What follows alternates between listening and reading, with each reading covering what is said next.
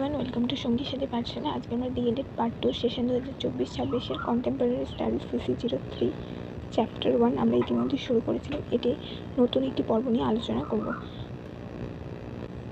ইতিমধ্যে আমরা এই চ্যাপ্টারের 5টি পর্ব আলোচনা করে ফেলেছি। আজকে আমরা 6 নম্বর পর্ব নিয়ে আলোচনা করব। আজকে আমাদের প্রথম প্রশ্ন হচ্ছে, ভারতীয়দের শিক্ষার ক্ষেত্রে সরকারি দায়িত্বের পরিধি সম্পর্কে মেকেলের বক্তব্য কী? আমরা মেকেলের মিনিট সম্পর্কে আগে জেনেছি। আজকে আমরা মেকেলের বক্তব্যের সরকারি দায়িত্বের পরিধি সম্পর্কে কি বলেছিলেন সেটা জানব। সরকারি দায়িত্বের পরিধি সম্পর্কে মেকেল ঘোষণা করেছিলেন যে ব্যাপকভাবে জনগণকে শিক্ষা দেওয়া সরকারের দায়িত্ব নয়। সরকার কেবলমাত্র উচ্চবিত্ত শ্রেণীকে শিক্ষিত করে তুলবে, সেখান থেকে শিক্ষা জনসাধারণের মধ্যে চুইয়ে নামবে। অর্থাৎ সরকার কেবলমাত্র উচ্চবিত্ত শ্রেণীকে শিক্ষিত করে তুলতে চেয়েছিল, জনসাধারণের শিক্ষার কথা তারা ভাবেনি। নেক্সট হচ্ছে শিক্ষার উদ্দেশ্য প্রসঙ্গে মেকেলের বক্তব্য কী ছিল? শিক্ষার উদ্দেশ্য প্রসঙ্গে মেকেল বললেন যে শিক্ষার উদ্দেশ্য এমন হবে বা এমন এক শ্রেণী তৈরি করা যারা রক্ত ও বর্ণের দিক থেকে ভারতীয় থাকবে, কিন্তু প্রবৃত্তি, নীতিবোধ, মতাদর্শ, বৃত্তি সবেতেই হবে সম্পূর্ণরূপে ইংরেজ। মূল কথা হলো ভারতীয় বংশোদ্ভূত ইংরেজ মনোভাব সম্পন্ন একদল সহযোগী শ্রেণী তৈরি করাই ছিল মেকেলের শিক্ষার মূল আদর্শ বা মূল উদ্দেশ্য। নেক্সট হচ্ছে মেকেলের এই চিন্তাধারা প্রসঙ্গে তৎকালীন গভর্নর জেনারেল লর্ড বেন্টিং এর সিদ্ধান্ত কী ছিল? মেকেলের চিন্তাধারার সঙ্গে গভর্নর জেনারেল লর্ড বেন্টিংয়ের চিন্তাধারা এক সূত্রে গাঁথা ছিল। সেই অনুযায়ী গভর্নর জেনারেল লর্ড বেন্টিং 1835 খ্রিস্টাব্দের 7ই মার্চ ঘোষণা করলেন যে এই দেশে শিক্ষার জন্য সরকারি অর্থ ব্যয়ের উদ্দেশ্য হবে ইউরোপীয় সাহিত্য বিজ্ঞান চর্চাকে পরিপুষ্ট করা।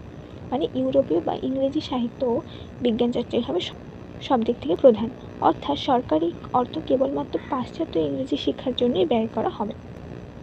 তবে এই যে পাশ্চাত্য শিক্ষার জন্য ব্যয় করার সিদ্ধান্ত, প্রাচ্য শিক্ষার জন্য স্থাপিত স্কুল কলেজ যেগুলো ছিল সেগুলোকে কিন্তু উঠিয়ে দেওয়া হয়নি। সেখানকার ছাত্র ও শিক্ষকদের জন্য বৃত্তি দেওয়া হতো, সেটা বা হবে সেই সিদ্ধান্ত থাকে।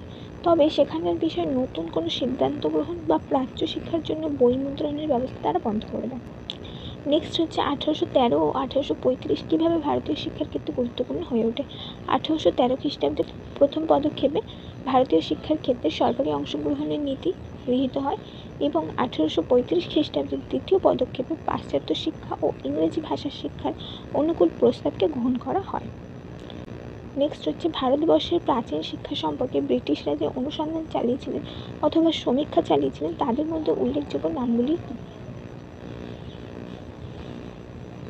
ভারতবর্ষের প্রাচীন শিক্ষা সম্পর্কে ব্রিটিশরা যে অনুসন্ধান চালিয়েছিলেন তার মধ্যে উল্লেখযোগ্য হলো 1822 খ্রিস্টাব্দে মাদ্রাজ গভর্নর মুনরো মাদ্রাজ প্রদেশের শিক্ষা ব্যবস্থা সম্পর্কে একটি সমীক্ষা চালান।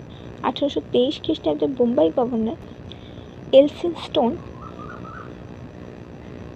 সেই অঞ্চলের নিয়ে একটি সমীক্ষা চালান। তবে বাংলাদেশের শিক্ষা ব্যবস্থা সম্পর্কে অনুসন্ধানের দায়িত্ব সমর্পিত হয়েছিল 1835 খ্রিস্টাব্দে লর্ড বেন্টিং কর্তৃক উইলিয়াম অ্যাডামের উপর। এই সকল শিক্ষা অনুসন্ধান থেকে ভারতীয় দেশীয় শিক্ষার একটি সম্যক ধারণা পাওয়া যায়। নেক্সট প্রশ্ন, অ্যাডামের কয়টি রিপোর্ট ও কোন সময় তা পেশ করা হয়? ভারতীয় শিক্ষা সম্পর্কে অনুসন্ধান ও সমীক্ষা চালিয়ে উইলিয়াম অ্যাডাম 3টি রিপোর্ট পেশ করেন। প্রথম দুটি রিপোর্ট 1835 খ্রিস্টাব্দে 1 জুলাই ও 1835 খ্রিস্টাব্দে 23 ডিসেম্বর পেশ করেন এবং তৃতীয় রিপোর্টটি 1838 খ্রিস্টাব্দে 28 এপ্রিল তিনি পেশ করেছিলেন। নেক্সট হচ্ছে অ্যাডামের প্রথম রিপোর্টের গুরুত্ব কেন বা গুরুত্ব কোথায়? অ্যাডামের প্রথম রিপোর্ট 1835 খ্রিস্টাব্দে 1 জুলাই পেশ করেন। এই প্রসঙ্গে তিনি বাংলা ও বিহারের শিক্ষা ব্যবস্থার বিষয়টিকে তুলে ধরেছিলেন। এই সময় বাংলা ও বিহারের 4 কোটি লোকের জন্য প্রায় 1 লক্ষ বেশি পাঠশালা ও মক্তব ছিল। বাংলা ও বিহারের লোক সংখ্যার অনুপাতে প্রতি 400 জন লোকের জন্য একটি করে বিদ্যালয়। কিন্তু এই সময় শিক্ষা ব্যবস্থার সাথে সাধারণ মানুষের যোগাযোগ বিশেষ ভালো ছিল না। বেশিরভাগ মানুষ যারা শিক্ষার প্রতি আগ্রহী ছিল তারা গৃহের শিক্ষার প্রতি গৃহেতে গুরু রেখে শিক্ষাকে বেশি গুরুত্ব দিতেন। এই রিপোর্ট সমকালীন শিক্ষা ব্যবস্থায় শিক্ষাকেন্দ্রগুলি, সেখানকার শিক্ষক, তাদের প্রশিক্ষণ, তাদের সংখ্যা, শিক্ষণ পদ্ধতি, স্থানীয় পরিস্থিতি এই সম্পর্কে বিশদ বিবরণ পেশ করে, যা তৎকালীন শিক্ষা ব্যবস্থা তার উন্নতি ও শিক্ষা সংস্কারের পথ প্রদর্শন করেছিল। নেক্সট হচ্ছে অ্যাডামের দ্বিতীয় রিপোর্টের বিষয়বস্তু কী ছিল। অ্যাডামের দ্বিতীয় রিপোর্ট 1835 খ্রিস্টাব্দে 23শে ডিসেম্বর পেশ করেন। এটি মূলত রাজশাহী জেলার নাটোরের অন্তর্ভুক্ত অংশের শিক্ষা ব্যবস্থা নিয়ে সমীক্ষা হয়েছিল। এক্ষেত্রে দেখা গিয়েছিল বেশিরভাগ বিদ্যালয়ের সংখ্যা বেশি থাকলেও ছাত্র সংখ্যা অনেক কম, সেই সাথে মেয়েদের মধ্যে শিক্ষার প্রসার নেই বললেই চলে। নেক্সট, অ্যাডামের তৃতীয় রিপোর্টের বিষয়বস্তু কী ছিল। 1838 খ্রিস্টাব্দে 28শে এপ্রিল অ্যাডাম তার তৃতীয় রিপোর্টটি পেশ করেন। তার 3টি রিপোর্টের মধ্যে এটি ছিল সর্বাধিক গুরুত্বপূর্ণ, কারণ এর মধ্যে তিনি বাংলা ও বিহারের শিক্ষা ব্যবস্থার একটি সম্যক ও ব্যাপক চিত্র তুলে ধরেন। এর প্রথম অংশে মুর্শিদাবাদ, বীরভূম, বর্ধমান, সিংহট্ট ও পশ্চিম বিহারের 5টি জেলার শিক্ষা সম্পর্কে তথ্য তুলে ধরেছেন।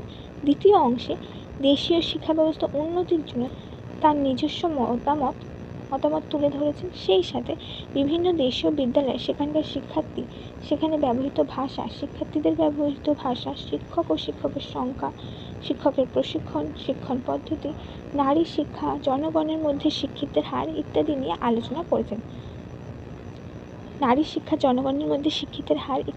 আলোচনা করেছেন। এবং এর উপরে বিচার করে পরবর্তীকালে ইংরেজ সরকার ভারতের শিক্ষার বিষয়ে আরও গুরুত্বপূর্ণ ভাবনা চিন্তাগুলি আনতে পেরেছিল, সেই জন্য অ্যাডামের তৃতীয় রিপোর্ট সবথেকে বেশি গুরুত্বপূর্ণ। নেক্সট হচ্ছে অ্যাডামের রিপোর্ট অনুযায়ী সেই সময় দেশীয় শিক্ষার প্রতিষ্ঠানগুলি কেমন ছিল। অ্যাডামের এই রিপোর্ট অনুযায়ী সেই সময় দেশীয় শিক্ষা ছিল প্রধানত দুই ধরনের। প্রথম শ্রেণীর অন্তর্গত ছিল উচ্চশিক্ষা প্রতিষ্ঠান, আবার বাংলায় দেশীয় উচ্চশিক্ষা প্রতিষ্ঠানগুলি ছিল দুই ধরনের। প্রথম ছিল হিন্দু টোল, যার সংখ্যা ছিল প্রায় 1800। পাঠ্যক্রম হিসেবে এই টোলে ছিল 3টি ধরনের। এক ছিল ব্যাকরণ, ছন্দ ও অলঙ্কার প্রধান, 2 কাব্য, ন্যায় ও শাস্ত্র প্রধান, 3 হচ্ছে তর্কশাস্ত্র। দ্বিতীয় ছিল মুসলিম মাদ্রাসা। টোলের অনুযায়ী এর সংখ্যা ছিল অনেক কম। এবং দ্বিতীয় শ্রেণীর অন্তর্ভুক্ত ছিল প্রাথমিক শিক্ষা প্রতিষ্ঠান। দেশীয় প্রাথমিক শিক্ষা প্রতিষ্ঠানগুলি ছিল দুই ধরনের, হিন্দুদের জন্য পাঠশালা এবং মুসলিমদের জন্য মক্তব। এই ছিল তোমাদের গুরুত্বপূর্ণ আজকের 10টা প্রশ্ন। অবশ্যই তোমরা আগের যে 5টা পর্ব আমরা আলোচনা করেছি অবশ্যই চ্যানেলে ভিজিট করে দেখে নিও।